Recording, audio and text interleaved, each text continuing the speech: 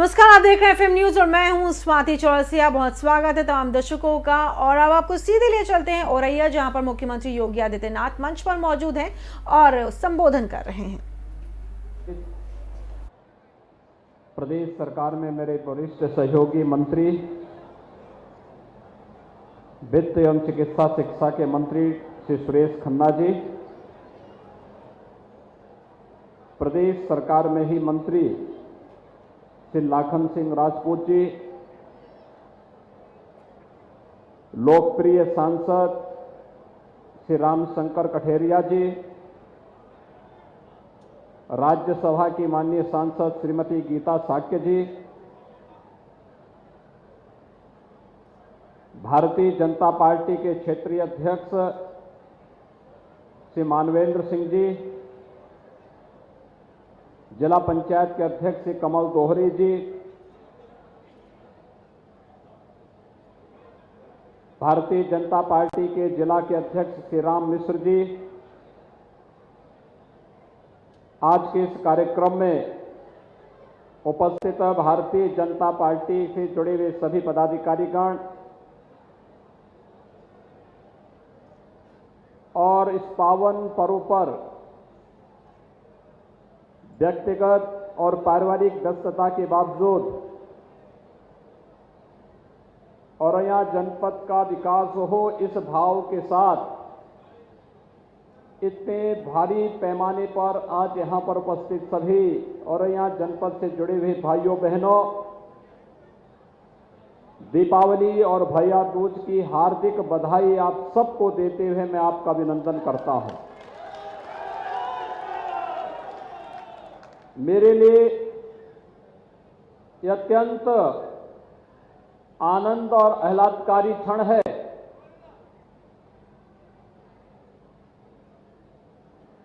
कि लगातार पर्व और त्योहारों की श्रृंखला, धनतेरस, दीपावली के 2 दिन के कार्यक्रम, छोटी दीपावली, बड़ी दीपावली, गोवर्धन पूजा, आज भैया दूज और इसके उपरांत गोपाष्टमी का कार्यक्रम, पूर्वी उत्तर प्रदेश और बिहार में छठ का भी आयोजन होता है, भव्य आयोजन होता है। इन सभी आयोजनों के साथ साथ हम अपने धार्मिक और आध्यात्मिक कार्यक्रमों को भी संपन्न कर रहे हैं, लेकिन साथ साथ विकास की परियोजनाओं को भी तेजी के साथ आगे बढ़ाने का कार्य कर रहे हैं। विकास के सभी परियोजनाएं आप सबके लिए मंगलदायी हो, इस विश्वास के साथ आज हम सब इस औरैया जनपद में आए हैं। एक साथ आपके इस जनपद में लगभग 450 करोड़ रुपए से अधिक की परियोजनाओं का लोकार्पण और शिलान्यास का जो कार्यक्रम हो रहा है, इसके लिए मैं आप सबको हृदय से बधाई देता हूं। दीपावली और भैया दूज की हृदय से बधाई और शुभकामना देते हुए आप सबका मैं अभिनंदन करता हूं। भाइयों बहनों, अभी कुछ दिन पहले मैं आया था यहां पर। राजस्थान से जब भारी पैमाने पर चंबल नदी में पानी छोड़ा गया था, तो औरैया जनपद भी बाढ़ की त्रासदी का शिकार हुआ था। यहां पर किसानों को उनकी फसलों को नुकसान हुआ था, अन्य लोगों के घरों में पानी भी घुसा था। आपने देखा होगा, इससे पहले बाढ़ आती थी, कोई पूछता नहीं था। तब हमारे जनप्रतिनिधि, प्रशासनिक अमला, मंत्री और मैं स्वयं भी यहां का दौरा करने के बाद राहत कार्यों को आगे बढ़ाने का कार्य किया था। और भाइयों बहनों, चाहे वह बाढ़ से या अतिवृष्टि से जिस भी अन्नदाता किसान को या जिस भी किसी नागरिक को कोई नुकसान हुआ है, सरकार ने या तो उसका मुआवजा उस परिवार तक पहुंचा दिया है, अब तय किया है कि अविलंब उसके परिवार तक वह मुआवजा पहुंच जाना चाहिए। ये सरकार की यह संवेदनशील रवैया है जिसमें गरीब के साथ, पीड़ित के साथ, किसान हो, युवा हो, महिला हो या समाज का किसी भी तबके का कोई व्यक्ति वह शासन की योजना से लाभान्वित हो सके, इसके लिए शासन के स्तर पर लगातार प्रयास किए जा रहे हैं। भाइयों बहनों, औरैया जनपद में अपना एक मेडिकल कॉलेज बने, एक सपना था, लेकिन हम आभारी हैं प्रधानमंत्री मोदी जी के, जिनकी अनुकंपा से प्रधानमंत्री स्वास्थ्य सुरक्षा योजना के अंतर्गत आज औरैया जनपद का यह सपना भी साकार हो रहा है। अपने विधायकों को, अपने सांसद को इसके लिए बधाई दीजिए, उनका अभिनंदन करिए। और भाइयों बहनों, ये मेडिकल कॉलेज आपके औरैया जनपद को समर्पित करते हुए, शिलान्यास करते हुए मुझे प्रसन्नता की अनुभूति भी हो रही है। ये मेडिकल कॉलेज उच्च स्तरीय स्वास्थ्य की सुविधा तो आपको देगा ही देगा,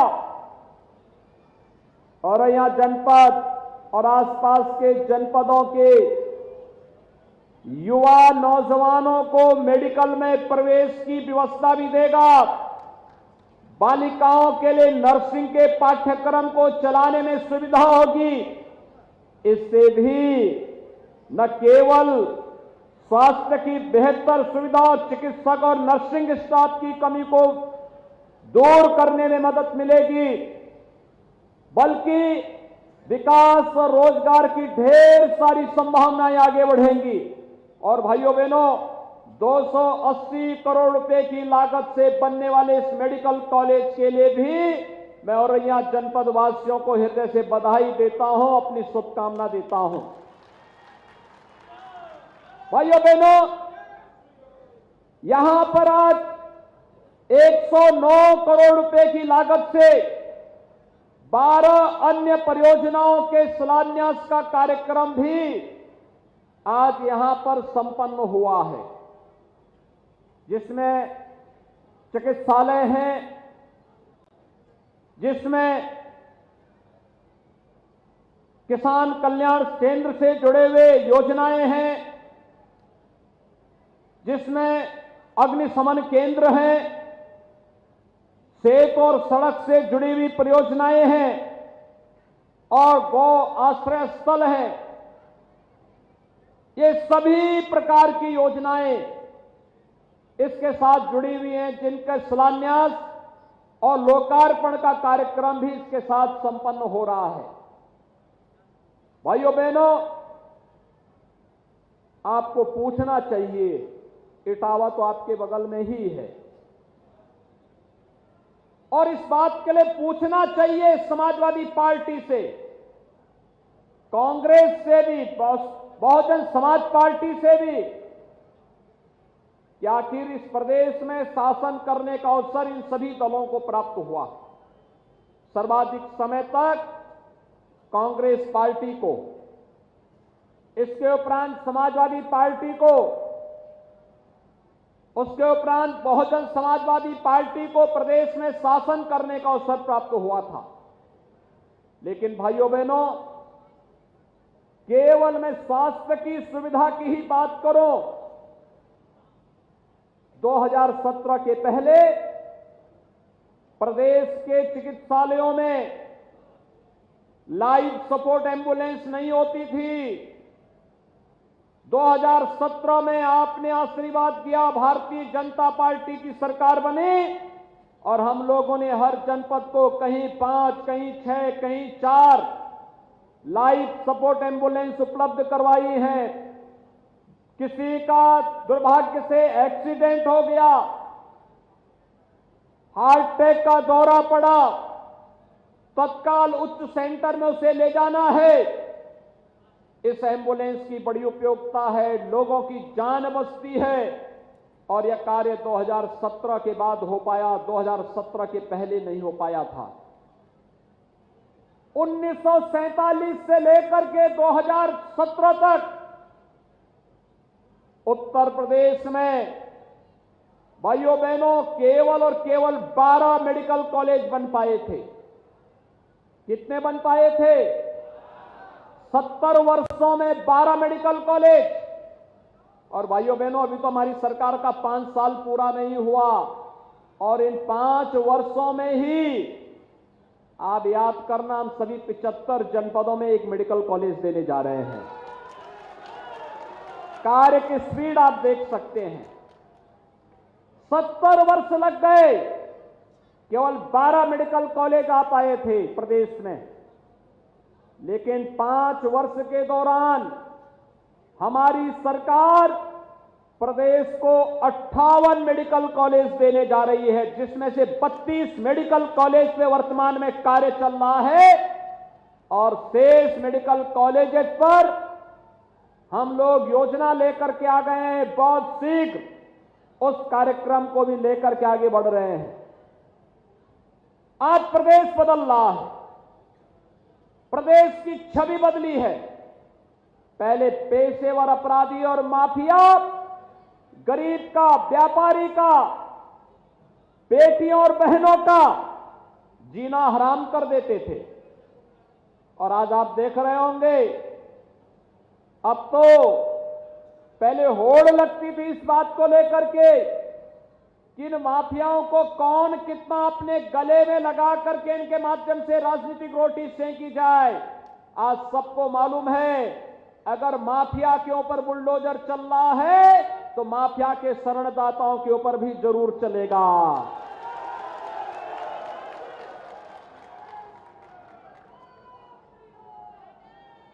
क्योंकि हर व्यक्ति को मालूम है अपराध और अपराधियों के प्रति सरकार की जीरो टॉलरेंस की नीति प्रदेश के अंदर प्रत्येक नागरिक को सुरक्षा का बेहतर वातावरण दिलाने का एक माध्यम तो है ही, लेकिन साथ साथ प्रदेश की छवि को भी आमूलचूल परिवर्तन करने का एक माध्यम है।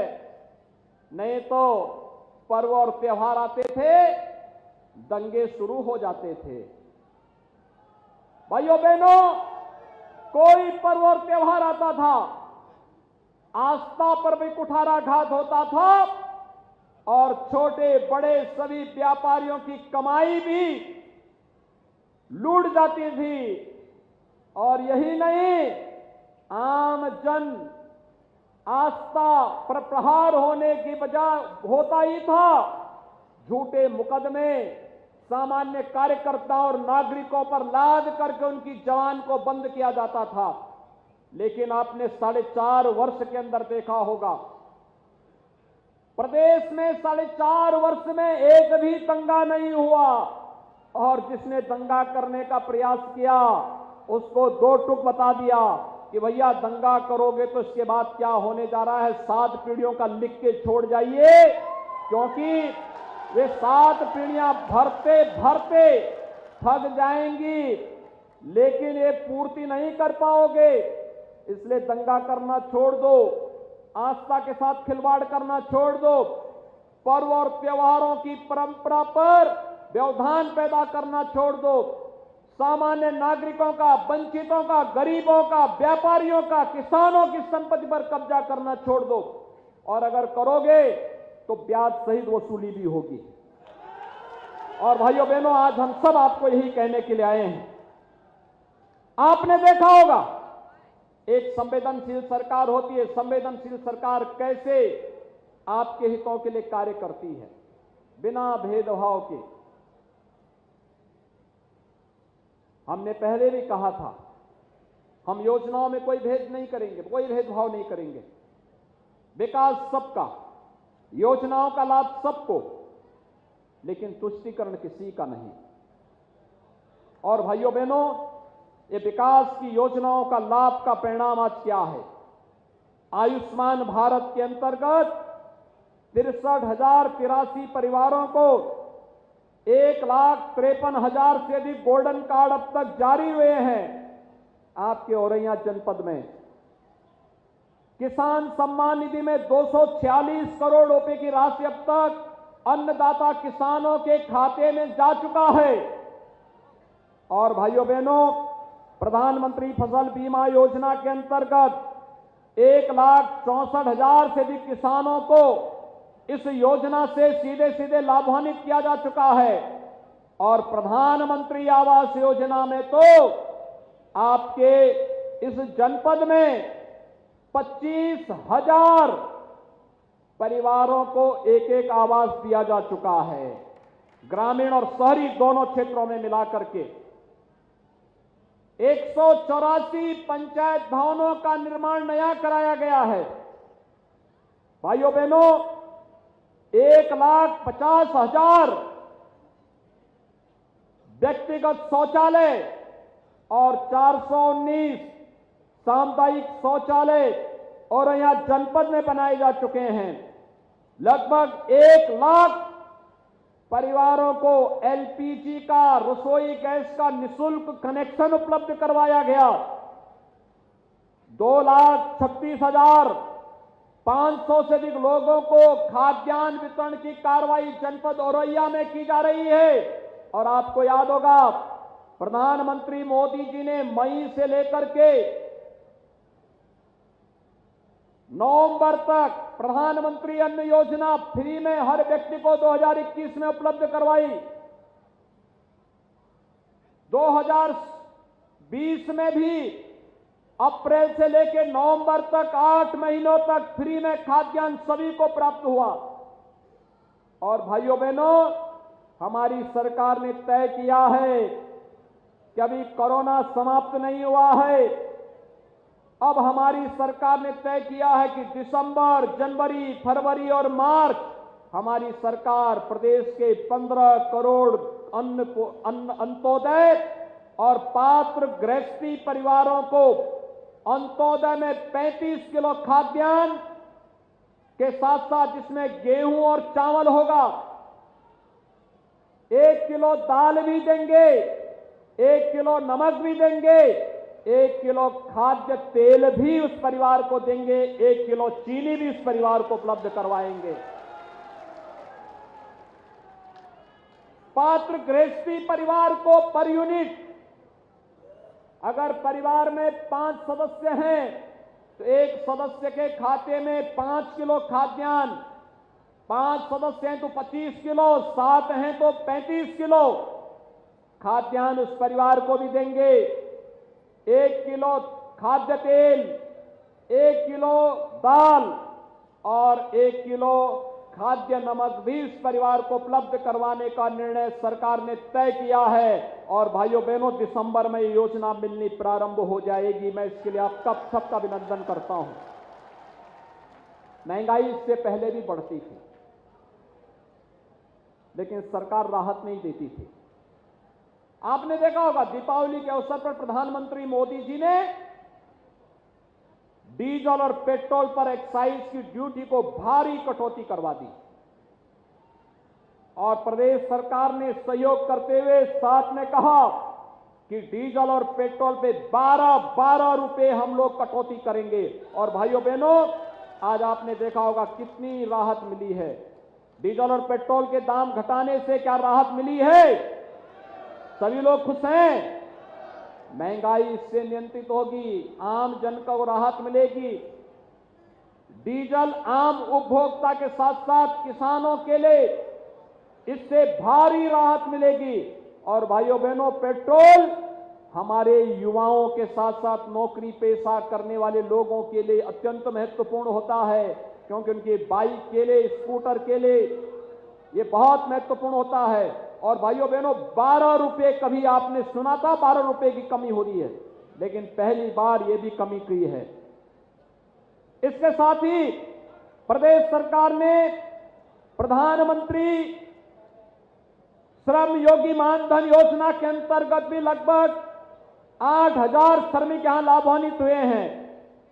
मुख्यमंत्री सामूहिक विवाह योजना में 642 बालिकाओं की शादी यहां पर संपन्न हुई है। मुख्यमंत्री कन्या सुमंगला योजना में 7,000 बालिकाएं इस योजना से पंजीकृत हुई हैं, जिन्हें 15,000 रुपये साल उनको जन्म लेने से लेकर के और स्नातक तक की पढ़ाई के लिए सरकार उपलब्ध करवाएगी। सौभाग्य योजना में 46,000 से अधिक कनेक्शन मुफ्त में उपलब्ध करवाए गए हैं। भाइयों बहनों, हम लोगों ने तमाम अन्य ऐसे कार्यक्रम किए हैं जिन योजनाओं का लाभ गांव को, गरीब को, किसान को, नौजवान को, महिलाओं को, समाज के प्रत्येक तबके को बिना भेदभाव के प्राप्त हो सके। और ये तभी संभव हो पाया जब प्रदेश सरकार ने प्रधानमंत्री मोदी जी के सबका साथ सबके विकास के मंत्र को अंगीकार किया। आज सबका साथ और सबके विकास का ये मंत्र किस रूप में हर तबके को बिना किसी सिफारिश के नौजवान को नौकरी मिल रही है, गरीब को खाद्यान्न मिल रहा है, किसान को किसान सम्मान निधि का लाभ मिल रहा है और परंपरागत हस्तशिल्पी और कारीगरों को विश्वकर्मा श्रम सम्मान और एक जनपद एक उत्पाद की योजना का लाभ मिल रहा है। मैं आपको धन्यवाद दूंगा कि कोरोना कालखंड में आपने केंद्र और प्रदेश सरकार की गाइडलाइन का पालन किया।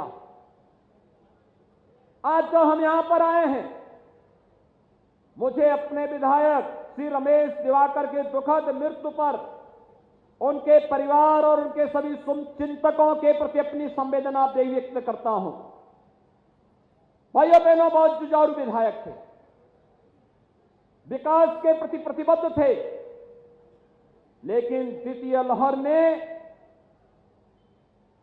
जिस रूप में उन्हें चपेटे में लिया, आज हमारे बीच नहीं, मैं उन्हें विनम्र श्रद्धांजलि अर्पित करता हूं, उनके परिवार के प्रति अपनी संवेदना भी व्यक्त करता हूं। लेकिन भाइयों बहनों, हमें अभी सतर्क रहना है। कोरोना पूरी तरह समाप्त नहीं हुआ है। वैक्सीन प्रधानमंत्री मोदी जी ने फ्री में उपचार, फ्री में टेस्ट, फ्री में अन्न योजना चला करके और सबको वैक्सीन, फ्री में वैक्सीन की घोषणा करके 100 करोड़ से अधिक लोगों को अब तक वैक्सीन दिया है। आप में से कितने लोगों ने वैक्सीन लिया है? हाथ खड़े के बताओ। वाह भाई, आप तो बहुत अच्छे लोग हैं भाई, बड़ा अभिनंदन करता हूं मैं आप लोगों का। लेकिन मेरी आप सबसे अपील है, जिन लोगों ने वैक्सीन नहीं ली है अभी तक, उन लोगों को फ्री में वैक्सीन, सबको वैक्सीन देने के लिए प्रेरित करें। ये कोरोना महामारी में सुरक्षा का एक बेहतर उपाय है। प्रधानमंत्री मोदी जी को फ्री में वैक्सीन देने के लिए हम अभिनंदन करते हैं, उनका आभार भी व्यक्त करते हैं। और मेरी आप सबसे अपील है, अभी भी हमें कोरोना के प्रति सतर्क रहना पड़ेगा। पर्व और त्योहार आएंगे भी, भीड़ भाड़ से बचना होगा, 2 गज की दूरी और मास्क है जरूरी का पालन करना होगा। अगर हम इन सभी चीजों का पालन करते हैं तो भाइयों बहनों, आने वाला समय हर प्रकार से हम लोगों को कहीं न कहीं इस महामारी से बचाव के साथ साथ आगे की योजना को आगे बढ़ाने में भी मदद करेगा। भाइयों बहनों, आज मैं आपसे केवल एक बात कहना चाहता हूं, और वह है, मैं पिछले दिनों जब यहां आया था, पंचनद की बात हुई थी। पंचनद परियोजना को आगे बढ़ाने के लिए सरकार ने निर्णय लिया है कि इस कार्य योजना को हम तेजी के साथ आगे बढ़ाएंगे। इटावा, औरैया और उसके आसपास के तमाम अन्य जनपद, सिंचाई की बेहतर सुविधा तो मिलेगी ही, विशुद्ध पाइप पेयजल योजना से हर घर नल योजना भी यहां पर हम लोग हर परिवार तक पेयजल की योजना पहुंचाने में मदद मिलेगी। अब योजनाओं के लिए सिफारिश करने की आवश्यकता नहीं, विकास की योजना आपके गांव और आपके घर तक आएगी। हमें उसके लिए तैयार रहना होगा। और आपने पिछली बार भारतीय जनता पार्टी को तीनों विधायक चुनाव जिता करके भेजे थे ना, सांसद भी आपने भेजा, मैं आपका अभिनंदन करता हूं। इस बार फिर तैयार हैं? सभी लोग तैयार हैं? अच्छे लोग भेजेंगे चुनाव जिता करके तो अच्छा कार्य भी होगा, और नहीं तो विपक्ष की सरकार होगी। आप देख रहे हो अभी से उनके गठजोड़ किन लोगों से हो रहे हैं।